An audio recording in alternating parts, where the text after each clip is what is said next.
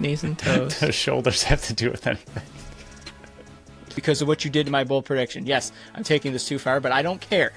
We're The going. noise is great for those who are audio only. What's up, everyone, and welcome into a special edition of the Buffalo Sports Collective. Today, we welcome back for the first time in a while, broadcaster for TSN and host of OTCB Podcast, Teddy Jenner. Teddy, thanks for jumping back on with us, and how's it been going? Okay, great to be here, my man. It has been a while, but you guys have been crushing out there out east and doing some great stuff. So playoffs are here. Let's have some fun and talk some games. Heck yeah. But before we dive into the playoffs, let's review the season that just ended on Sunday. To you, what is one word or phrase, because it's a lot of games, so I included phrase there. How would you describe the 2025-26 season of the NLL? Pretty simple. Beautiful chaos. From the start to the finish, it was all up in the air. You know, we had Saskatchewan jumping out to a 10-1 record, and everyone was like, oh, they're penciled in. They got home floor. You know, they're on a redemption arc after losing to Buffalo last year. And then they go into a bit of a collapse. And Buffalo makes this dramatic comeback. The rise of Brett Dobson and the rookie class this year. And then coming down to the final weekend, 512 playoff scenarios. The final playoff spot coming down to the last couple of games. I just absolutely loved it. I'm all for chaos in the final weekend, just leaving everything up in the air and so much hanging in the balance. I absolutely love this NLL season. One of my favorites in recent memory. Yeah, I keep saying it all the time, but that unified standings that they came up with is just pure perfection. I can't even see any negatives besides maybe the trade deadline, and that wasn't even that boring this year. But out of the 8 teams that made it this year, which to you is the biggest shocker based on the preseason expectations that you had for them? And then on the reverse side, which team or teams, if you want to include multiple, that missed this dance that are you most shocked about not being in the top 8? Yeah, I think, the team that kind of surprised me for making it or doing as well as they did was the Georgia Swarm. Obviously Brett Dobson is elite goaltender. We all knew he was going to be, and this defense is very, very good. The questions a lot of people had, myself included, was what was this offense going to be able to do? They're getting a little older. Sure, they've injected some youth in the lineup, but we just didn't think that they had enough to, get them over the top to be one of the elite teams in the NLL. And Nolan Byrne and Caleb Benedict really injected a lot of life. Bringing in Mike Triolo late gave them some size and physicality. But, it was Lyle and it was Shane and Jordan McIntosh really putting this team on their back. And Brian Cole, like the veterans really stepped up to help this team get over the hump and help those young guys get adjusted to the NLL game. And the way that Brett Dobson played and that defense played was just unbelievable all year long. I just didn't think they had the consistency to keep that up all year. And the way that Nolan Byrne played in his first year just really helped this team excel and exceed my expectations. So at the start of the year, I had them missing the playoffs. And then as Brett Dobson started going on this incredible run, I started rethinking that and said, okay, maybe these guys can sneak in. But little did I think that they would be a top 4 team and fighting for a home playoff game, and at one point fighting for the number 1 overall seed. So they really exceeded my expectations. On the other end, we all wanted playoff Jeff Teat. He hasn't seen it. We haven't seen it. This team is built for playoffs, but they just something about this Ottawa team and, dating back to when they were in the Riptide just can't get over that final hump. And I'm not sure what it is. Zach Higgins is an incredible goaltender. Teat, Hellier, Riley O'Connor, Connor Kiernan, Larson. Like this offense is star-studded. I think they need to add some pieces to the back end. And I thought they might have done that at the trade deadline just to help them over the hump. But I really thought this Ottawa team was going to be in the playoffs.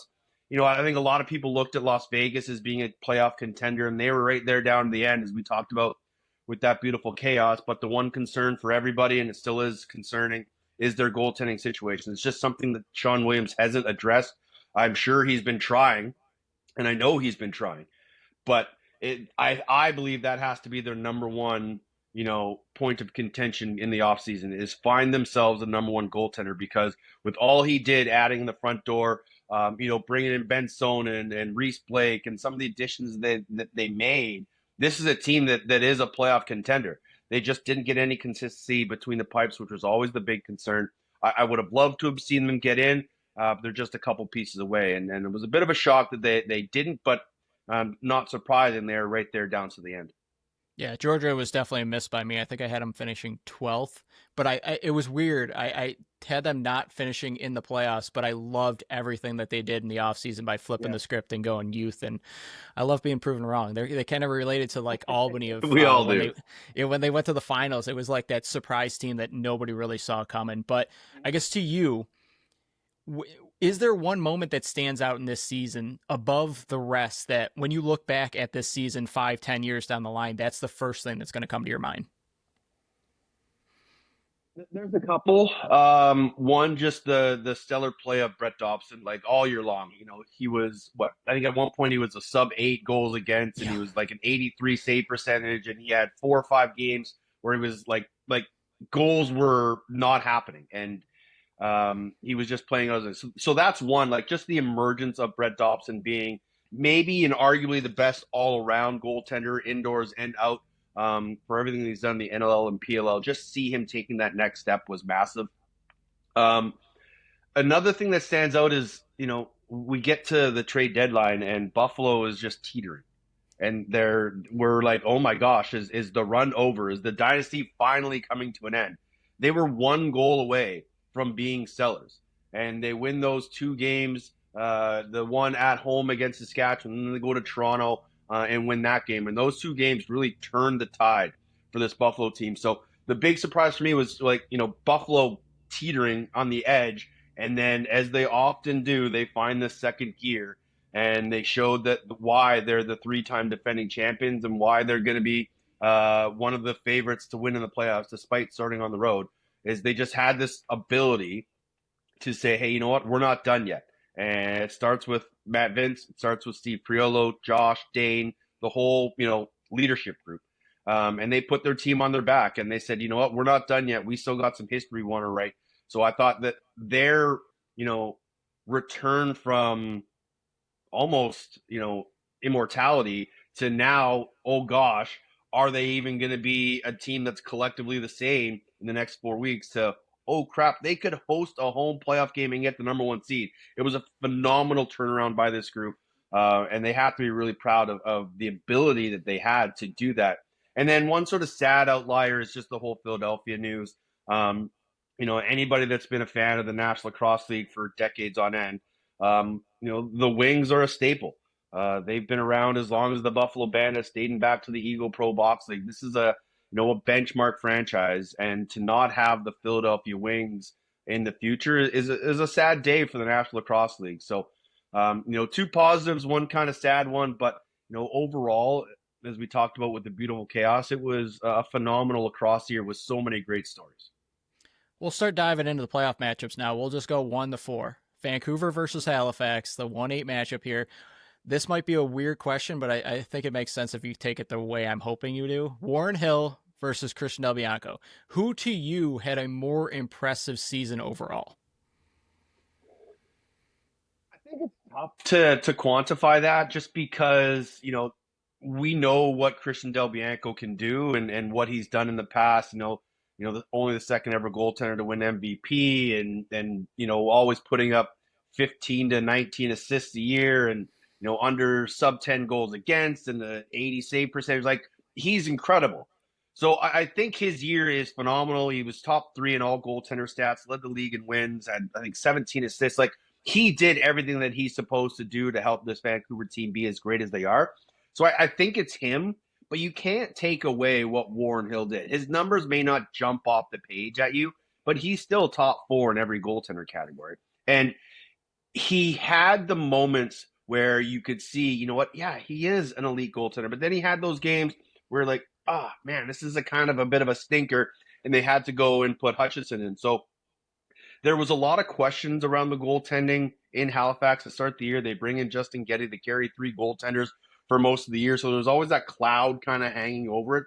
So the fact that he never really lost his starting job, they never really had to go to Justin Getty, just proved to me that Warren Hill is still an elite goaltender. And in the last few weeks, he really put his team on his back. So, overall picture, I think Christian Del Bianco had the better year, but more important to his team down the stretch, I thought Warren Hill was phenomenal. Yeah, that's about where I was hoping you were going to go. That if you do it based on what you were expecting going into the season, I think it might actually lean Warren Hill more impressive because Yeah, Christian just did what he expected. That bar is just so stinking high for him. So, but yeah. these two teams, they squared off 2 weeks ago, and it was 8-7 Vancouver. Do you expect a similar low scoring battle between these two, or do you see that, maybe they're up into the 20s in goals for, and maybe that gap of winning, that margin of victory is a bit wider? I would say expect the unexpected. It is the playoffs, so you never really know. And, the fact that these two teams will play just, 2 weeks prior gives both teams a lot of good video. And, Vancouver was coming off that embarrassing loss to Buffalo. Then they have to come home and they play a Halifax team. And Halifax had the number most of that game. It wasn't until, Jesse King really turned things on in the fourth quarter that helped them get over the hump and win that game 8-7. I expect another defensive battle. I expect another close game. I don't think either team is going to get into the high double digits. I'd expect like a 12-10 kind of game. It is going to be close. But I think the fact that if you give Kurt Milosky a second chance at a team with all the film that he's going to have and break it down, I think you'll see a much better performance from the Vancouver Warriors.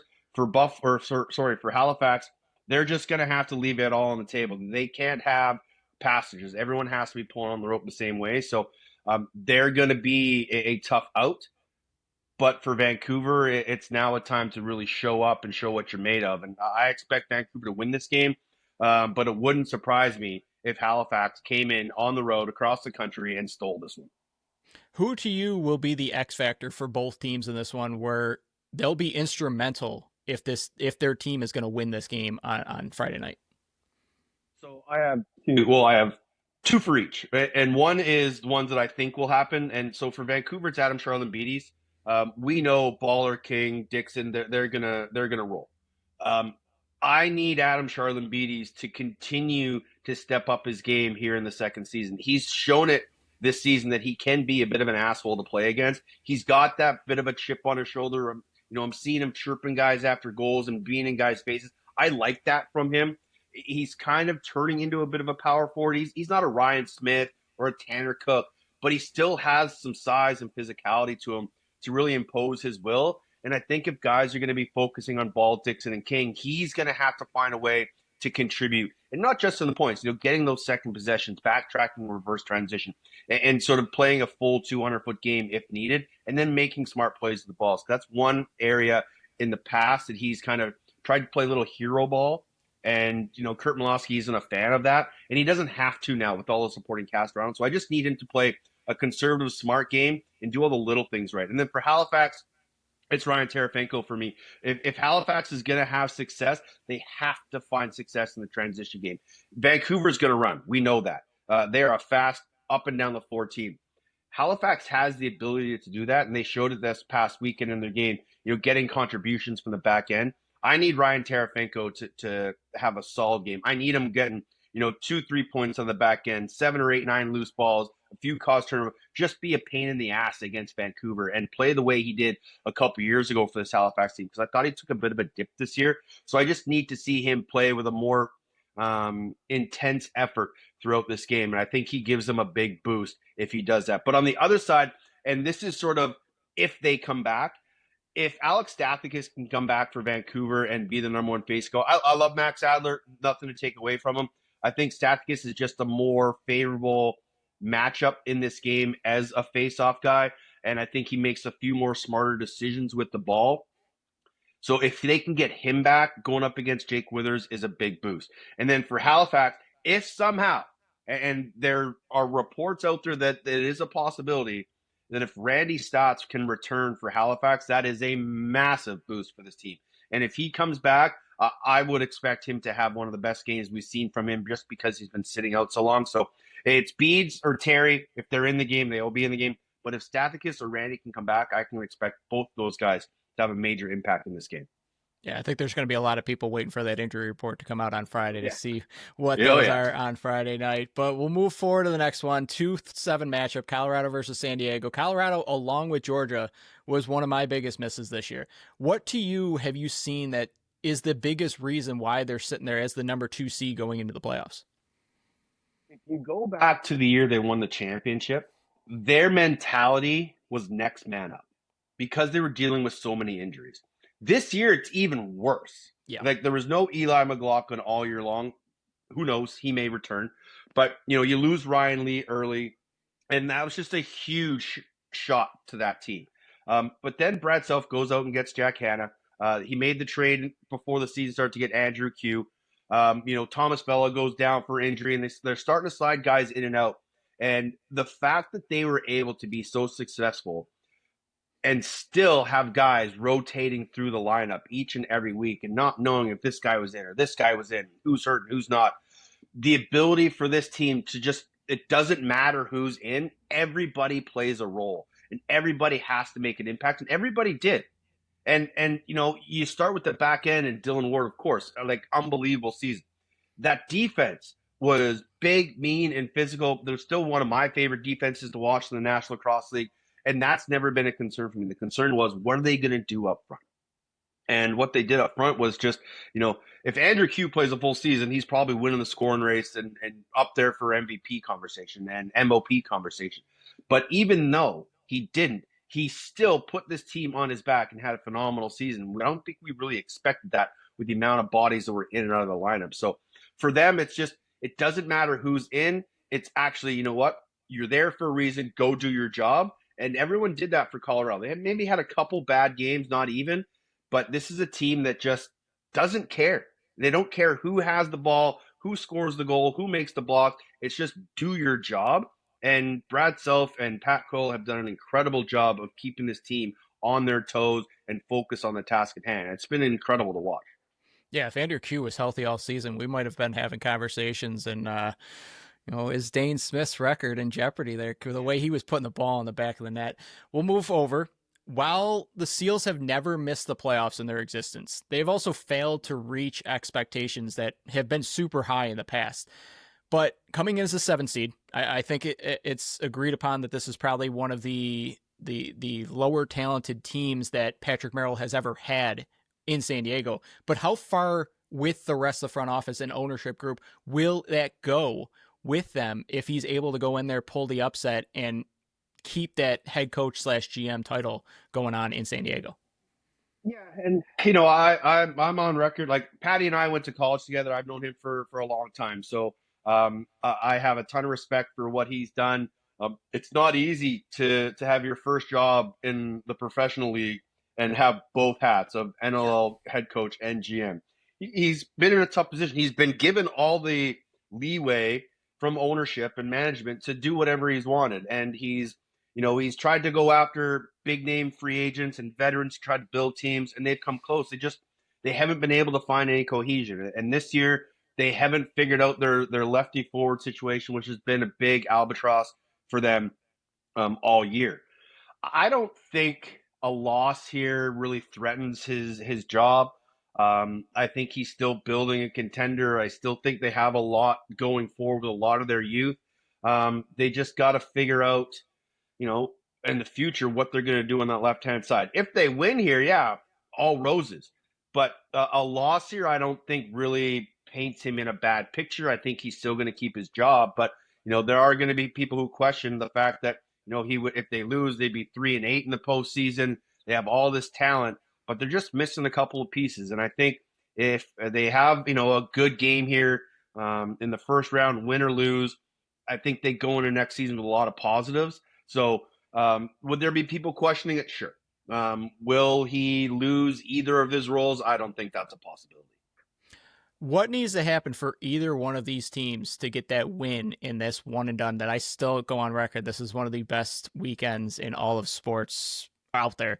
What needs to happen for for both of these teams to get that win in this one and done series? The fact that Colorado has home floor advantage one is huge. The Loud House is the Loud House for a reason. Obviously, with everything that the Avalanche are doing and the Nuggets are doing, like, it's bumping. It's just like going to be in Buffalo, like, these towns that have multiple teams in the Big Five playoffs. The atmosphere in the city, the buzz is infectious and it's electric and it's incredible.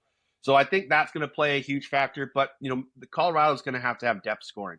If Andrew Q is back and healthy, he's going to be obviously contributing, as will Jack Hanna, but they need the other guys around them to contribute. They need the back end help. So they're going to need, again, next man up. Everyone's going to have to step up and contribute if they're going to win this game, because San Diego is going to come in and want to upset the apple cart. But for the Seals, it's simple for me. Chris Origlieri is going to have to outduel Dylan Ward. And if he can do that, then they have an incredible shot at winning this game. But if O'Rig looks shaky early, if he's letting in some soft goals from the outside, it could be a long night. But we've seen him have the ability to kind of reset and refocus in the past few weeks, which has been a great sign for San Diego because they've needed him, because you can't be rotating goaltenders and have success in the playoffs. So Chris Origlieri is going to have to play his best across the year in this game for the Seals to knock off the man. Next one, same time, number 3, Saskatchewan, number 6, Toronto. As a former player yourself, how much can you take from just playing the same team a week before, especially considering it was a 10-9 OT winner where the winner you knew was going to have home field advantage in this one? Yeah, a win's a win at any time, and you'll take it. It'll give you a bit of a slight, mental edge. You can go and say, hey, we just beat these guys. We can easily do it again. But these two teams, PK, are so evenly matched. It's ridiculous. From Rose to Chiliano to Rowlett and Naso at the dot, the special teams, the transition game. I don't really have a decided edge in either one of these, because we saw the game this past weekend, heroes step up at big times. And for Saskatchewan, it was Jake Naso for the second week in a row, scoring 2 huge goals off a face-off, just juice goals. It really fired this team up. So, you look back and you say, okay, hey, we won the last game, but they split the season series, so it's technically a rubber match. I think you just throw it all out the window. You go back and you try to fine-tune some things. For Saskatchewan, it's eliminating the silly mistakes, control the controllables, and they should be able to win this game. For me, the Toronto Rock need Mark Matthews back. They need CJ Kurse to play at an elite level. He was great, but he wasn't outstanding this past weekend. So they're going to have to take their game to another level. I expect the Rock defense to shut the door. I expect this to be another low-scoring game, but you're going to need those extra hustle plays and those contagious plays to win this game. So it's going to be a fun one. I'm looking forward to it. It's going to be a heck of a matchup. So you got the Rush's experience versus the Rock's youth. And to me, all the pressure's on the Rush, especially considering they decided to run it back and not make any major moves, both in the offseason at the trade deadline. So going into this game, would you rather have the pressure with the vets or that underdog mentality with all the youth that Toronto does have? Honestly, PK, I wouldn't even call it an underdog mentality, because despite the fact that they have like 5 or 6 rookies playing each and every night for them, this is still a very veteran-laden team, and a team that still has a lot of scars from all those losses to Buffalo in the East Finals. So this is still a team that has championship aspirations. They're not going in feeling like the underdog at all. They're probably feeling like, hey, you know what? We let an opportunity slip, but we can go on the road and win a big game and get momentum back on our side. So I do think the pressure is on Saskatchewan. Knowing they went to the finals last year, 10-1 on one point. They were losers of 5-6 going into that final game. So I do think there is pressure on Saskatchewan. But I think the way that they played in the last half of that game, in the last 6 quarters of the season, that this is a team that understands that they have a great opportunity in front of them to go on a run here. So I think I would take the fact that Saskatchewan went to the finals last year. They're playing with a chip on their shoulder, and I think they do have more pressure on them to win this game. But man, the youth of Toronto is just so good. But like we talked about, they just have to find a way to put it all together. Last one for this matchup. Which goalie to you has more at stake going into this game? Is it Nick Rose or is it Frank Chiliano? Both goalies that, at their best, they're some of the best in the league, but they just haven't gotten over that mountaintop yet. Yeah, if you phrase it like that, I'd say it's Frank, just because of, like we talked about, where this team went last year. But for Nick Rose, it's another opportunity in search for his first NLL championship. Like Rosie, since he returned from injury, I think went 5 or 6-1 since returning, and the only loss was the Saskatchewan loss. The only other loss was the Philadelphia game, and they started Troy Holochuk. So Nick Rose is playing elite level lacrosse right now. So I think the fact that we could be getting down to the end of the career for Nick Rose, we don't know how many years he has left. Maybe even the same you can say for Frank Chiliano. But I think, again, just the fact that Saskatchewan went to the finals last year, and they were so close to winning it all, I still think there's just a little bit more at stake for this Rush franchise. Yeah, it just happened to be a happy accident here that Buffalo is the last matchup that we talk here, being the number 5 seed, going to Georgia, the number 4. We know Matt Vince. I mean, all the accolades, could go days and days and write many books about him, but he finds another gear every time the playoffs come around. But is it more important to get a great game from Vino or from the offense that just struggled mightily last week versus Oshawa?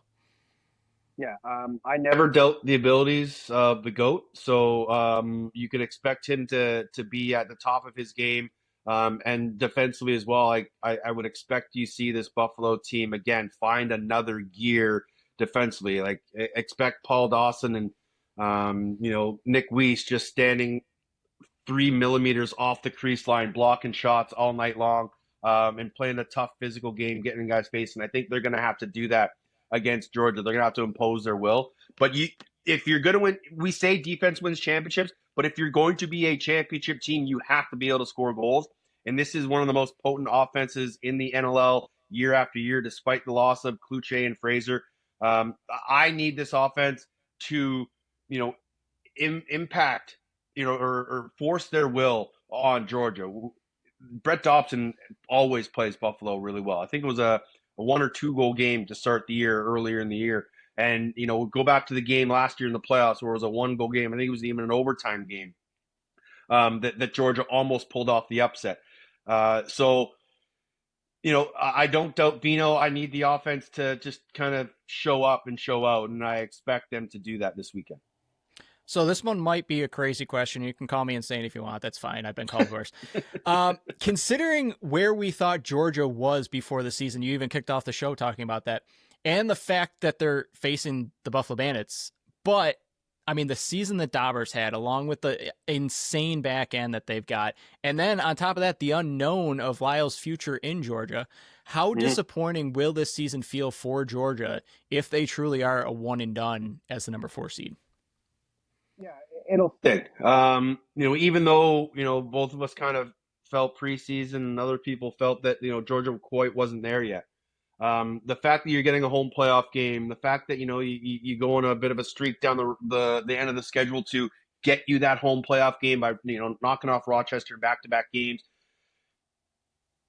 I think there's still a lot of bright future for this team. We talked about the injection of youth. Yeah, the Lyle future is unknown.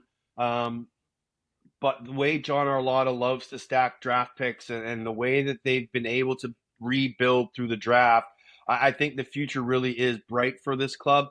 But, losing to Buffalo in the first round would be a really bitter pill to swallow. It's probably the toughest matchup in this first round for them to have, just because it's Buffalo. They're on the road. They have so much history that they're kind of playing for. So it would sting a lot, but I think they'd be able to kind of sit back and look at the forest through the trees and realize, hey, you know what? We had a pretty damn good year, and we still have the nucleus and core of our team to build through in the future. This team's going to have a lot of hope moving forward. But man, the hype that they had in the middle stretch of the season to end in a one and done and not be able to kind of see this thing through will be something that they look back on the end of the day and say, hey, we missed a glorious opportunity, but let's not forget, next year's another year and we're going to be just as good, if not better.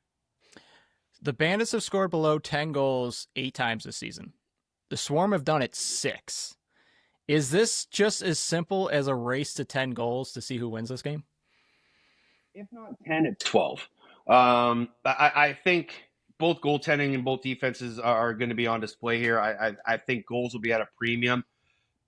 But the way this Buffalo team can just kind of turn things on, I can really see them exploding in this game and try to expose that Georgia defense who likes to kind of play aggressive and out on hands and be physical and kind of keep you on the back foot. If Buffalo is going to win this game, they're going to have to take advantage of that and just kind of get to the middle of the floor. I do think that this Georgia offense could surprise some people, but the way Buffalo's D plays, and they really do find another gear when it comes to playoffs, it's going to be tough for Georgia to have success here. So, yeah, if not 10, it's definitely a race to 12. Yeah, it's going to be electric. It's the one and done, man. I've asked this question of Phil, my co-host, before I went. When the league expands and more money's into it, do you want to see the first round actually expand to a best of 3, or do you want to keep this one and done? And I'm almost like, I love the one and done, but I also see, you don't really want the best teams out. You want the true best seeds moving on, and that's the series. But this one and done is just this is the weekend to bring in new fans if you want to show them true lacrosse, because you're going to get it this weekend. Yeah, you know what? I think if we ever get bigger, then yeah, I think you eventually have to make that first round a best of 2, and then maybe depending how big we get, how long the season is, and pay and all that stuff. Like we could eventually get to a place where the finals is a best of 5 or a best of 7 or something like that. But I don't think we're there yet. I think the way that the unified standings are set up, the one first round being a one and done, then 2 of 3, 2 of 3. I think it just fits better. I know there are people out there that would like to see some reseeding after the first round, because you could get like a 1-4 and a 7-8 or like a 6-8 final in the semifinals. But that just shows that you got to be on your game each and every night, especially when it comes to a one and done. So the way it is right now, I think it's just set up perfectly. It adds excitement, it adds chaos, and it just, like you said, it will bring more eyes, and more eyes means a brighter future for the National Lacrosse League. Yeah, and if pattern stays true, it's going to be a 1-goal game, because the last 2 seasons, one and done, Buffalo's been a 1-goal game. But we'll go over the playoffs real quick. This is the last segment. With the 4 matchups and time slots set now, which one to you are you most excited to see this weekend? Truth be told, easy answer, all of them are great games. No doubt about it. I think this is probably maybe the most evenly matched 4 series that we possibly could get. Just how these teams have played each other in the past few weeks, recent history. It's so incredible. But selfishly, the 2 all-Canadian games are going to be must-see. Vancouver, Halifax, Toronto, Saskatchewan. Both teams have played recently. Both teams played 1-goal games. There's not a lot of history between Vancouver and Halifax, but the coast to coast battle and the in-game battles are going to be impressive. So for me, it's just being able to watch those 4 Canadian teams do battle. Would have been great if they didn't play in the first round, so we could try to have 4 teams move into the semifinals. That would have been even better for me. But just the fact that all 4 series are going to be so evenly matched, you can't really pick one. But just the fact that we're going to have some all-Canadian matchups, especially being one of them being on TSN, is just going to make it that much more exciting. So I'm not going to ask your prediction, because I stink at it, so I'm not going to ask anybody else to try to... I'm terrible at it. Yeah, I'm terrible. What to you is your dream finals, though, that if you got to just cherry pick and hand pick it, what would be the 2 teams in the finals that you would like to see? So I got 3. Either an all-Canadian matchup. I don't care who. Just give me an all-Canadian matchup. It'd be the first time since, I think, Toronto-Edmonton back in 2014 or 15 that happened. I would love to see Vancouver-Colorado. 2 teams sort of in proximity, but, they play exciting, high-intensity, fast-paced lacrosse. Be 2 really good fan bases, 2 good, markets. But we started this show off by talking about chaos. Give me Buffalo, Colorado for a 3rd year. Give me a little bit of a rubber match between those 2 teams, the 2 best environments in the National Lacrosse League, 2 of the best fan bases, 2 of the best teams, 2 of the best coaches, all around. you can compare those two teams and how well they battle each other. That would be the third sort of dream matchup in just the recent bias history of how the league has gone over years. Last lacrosse question here. Do you have a player that, for one of the bigger awards that are out there, you can pick whichever one you want, that player could be a sleeper when it comes time to vote? That, because I know MVP is a collection of guys, offensive player. There's really no, and I know you guys talked about an OTCB last week about the rookie of the year is the only clear front runner. Is there a sleeper in any of those categories that you think might end up pulling some big time votes when it comes time to vote for the finalist? Yeah, now that the year's over, I'm a little more solidified on three of the votes. I think Keegan Ball is going to win Offensive Player of the Year. Curse is my Rookie of the Year, and I think Dauber really locked up Goalie of the Year with the performances of the last two games and getting those 2 wins. MVP, I think, is down to 2 guys, but the ones that are most open to me are Defensive Player of the Year and Transition Player of the Year, just because they can be so subjective. And I don't know if I have like an outlier. I'm just still trying to figure out who's going to be there at the end of the day. Like, do you consider Zach Currier a transition guy when he played most of the year out the front door? Or just because he's been able to backtrack, do you give him, Transition Player of the Year credit? Do you even throw him in the MVP category? Like, there's so many, quantifying ideas that you have to put out there. So I don't know if there's an outlier. I just think there's 3 or 4 awards that are just so up in the air. And, defensive player and transition player, like I said, are 2 of the hardest to really gauge. And I'll be very interested to see who the finalists for those 2 awards are, because you're going to get such a large scope. I believe the way it still works is teams kind of nominate their own players for the awards, and then it gets sent out to the voters and we decide from there. It will be interesting to see who the names are on some of those ballots, because, last year we didn't get the chance to vote for Zach Currier for MVP because they didn't put him on the ballot. So you could have a guy that's an outlier, but if he's not on the ballot, it doesn't really even matter. So those are the 2 awards that I'm always sort of the most intrigued on. But again, I don't have an outlier. Early in the year, Callum Jones was kind of a lock, but then Dilks and Cree and Latrell Harris and the Hossack brothers, like they just continue to play incredible lacrosse on the defensive side of the ball. So like, it could be anybody. So I don't have any outliers. I just have a bunch of guys that could be in contention. Last one. I know you're a big wrestling guy. WrestleMania just happened this past weekend, so it's a 2-part question. First one, what would your name be if you're in the ring? And then secondly, out of all the different kinds of matches that are out there, which one would you want to participate in the most? Okay. I never really wanted to be a wrestler. I always wanted to be a manager. I was a fan. I've always been a Paul Heyman guy. Like, I'm a Paul Heyman guy through and through. But like, Bobby Heenan, Mr. Fuji, Slick, Virgil, you go down the line of just these great managers that, kind of played the villain role and were just always kind of a part of things. Were great on the mic, just attracted heat. Those were the roles that I would have loved to have done. But if I had to be a wrestler, I would want to be in a tables, ladders, and chairs match. The TLCs are just they're chaos, and that's my word. And it's just anything can happen. You can have run-ins, you can have cash-ins, you can have guys going off ladders, through tables, onto chairs. Like they're the best matches, and they're just so much fun to watch and such chaos. You can never really turn an eye because something's always happening. So I would be a Paul Heyman guy, like a manager. I would call myself the general manager, the play on the name. And then, but if I had to be in it, throw me in a TLC match. Yeah, I know my wife asked me the same question when I told her what the question was, because this last one's always weird. But she asked me, and I was like, well, if I'm trying to win, like, I'm a small guy. I'm 5'8" on a good day. It takes me longer to get places because I got short legs.